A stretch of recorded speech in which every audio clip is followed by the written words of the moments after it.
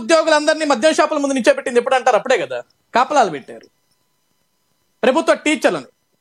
స్కూల్లో పాఠాలు చెప్పాల్సిన పంతులందరినీ కూడా తీసుకెళ్లి కరోనా టైంలో మద్యం షాపుల దగ్గర నిల్చోబెట్టారు. అజయ్ గారు మీరేమంటారు అసలు కరోనా టైంలో? వినండి, లెట్ మీ కంప్లీట్, వినండి. అనవసరం స్టేట్మెంట్ ఇవ్వకండి, జాగ్రత్తగా వినండి. కరోనా దేశవ్యాప్తంగా ఒక కర్ఫ్యూ సడలించిన తర్వాత, లాక్డౌన్ సడలించిన తర్వాత వెసులుబాటు ఇచ్చిన దగ్గర మద్యం ప్రభుత్వం అమ్ముతోంది కాబట్టి ప్రభుత్వం వినియోగించింది, కాంట్రాక్ట్ చేయట్లే. మీరు కరోనా, నేను ప్రపంచం అంతా కరోనా వచ్చింది, అది అందరికీ తెలుసు, చిన్నపిల్లని అడిగినా చెప్తాడు. మీరు కరోనా టైంలో రాష్ట్రంలో మద్యం దొరకలేదన్నారు, కరోనా టైంలో రాష్ట్రంలో మద్యం దొరకలేదన్నారు, మద్యం షాపులు మూసేశారా? కరోనా టైంలో ఎక్కడండి? లాక్డౌన్ ఎత్తిన తర్వాత కరోనా మద్యం దొరికే మద్యం అన్ని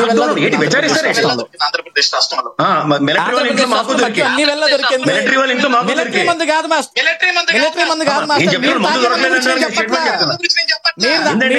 కరోనా దేశంలో లాక్డౌన్ ఉన్నప్పుడు అలా కదండి, మీకు అర్థమవుతుందా? లాక్డౌన్ పడలింపులు వచ్చిన దాకా లెక్కర్ ఎక్కడైనా దొరికిందా? దాని కరోనా నేను చెప్పేది ఏంటి మాస్టారు, మీరు తాగే మద్యం గురించి నేను చెప్పట్లా. ఆ రోజు దొరికింది సరే, కమింగ్ టు ద పాయింట్. ఇదంతా ఇందుకు గానీ జోగి రమేష్ గారి విషయంలో ప్రసాద్ గారు ఏం చెప్పారు, మొన్న ఏదైతే కాశీబుగ్గలో జరిగిన ఇన్సిడెంట్ ని డైవర్ట్ చేయడానికి, లేకుంటే ఈ మోందా తుఫాన్ డైవర్ట్ చేయడానికి ఈయన తీసుకొచ్చి అరెస్ట్ చేశారు అన్నారు. సార్ ఈయన్ని ఏ విధంగా మీరు అనలిస్ట్ అనలిస్ట్ అనలిస్ట్ అని అందరూ ఇట్లా చెప్తుంటారు, నాకు అర్థం కావట్లేదు. కానీ what type of analyst is? వినండి వినండి, నేను మీరు మాట్లాడేటప్పుడు ఒక్క మాట మాట్లాడాల, పేషెన్స్ ఉంటే కూర్చో.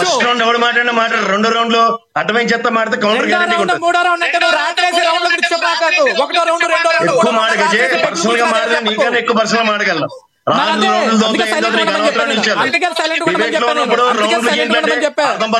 మాట్లాడే సబ్జెక్ట్ మాట్లాడు.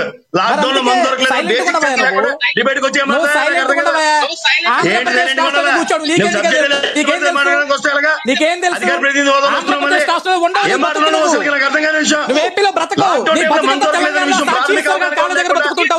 దొరికింది ఏం మాట్లాడు వచ్చే.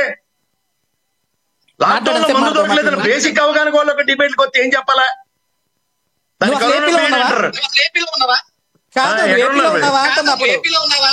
నువ్వెక్కడ దుబాయ్ లో ఉన్నావు? నువ్వు దుబాయ్ లో ఉన్నావా?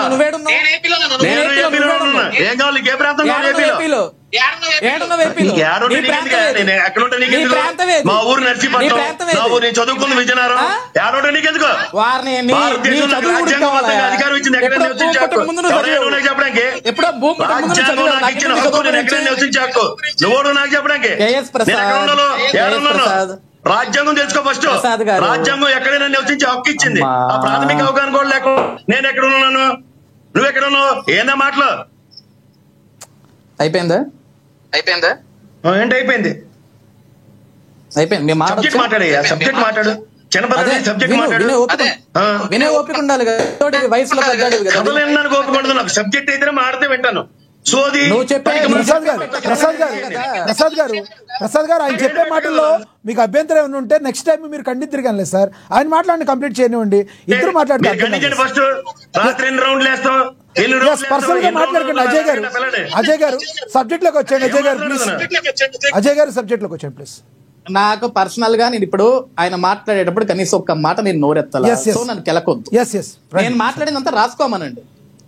లెట్ హిమ్ రోడ్, పెన్ తీసుకోండి, పేపర్ తీసుకోండి, రాసుకోండి. నేనేమన్నా జోగి రమేష్ గారి విషయానికి కాశీబుగ్గ విషయానికి ఏమైనా సంబంధం ఉందా? సెన్స్ ఉండాలి కదా మాట్లాడేటప్పుడు.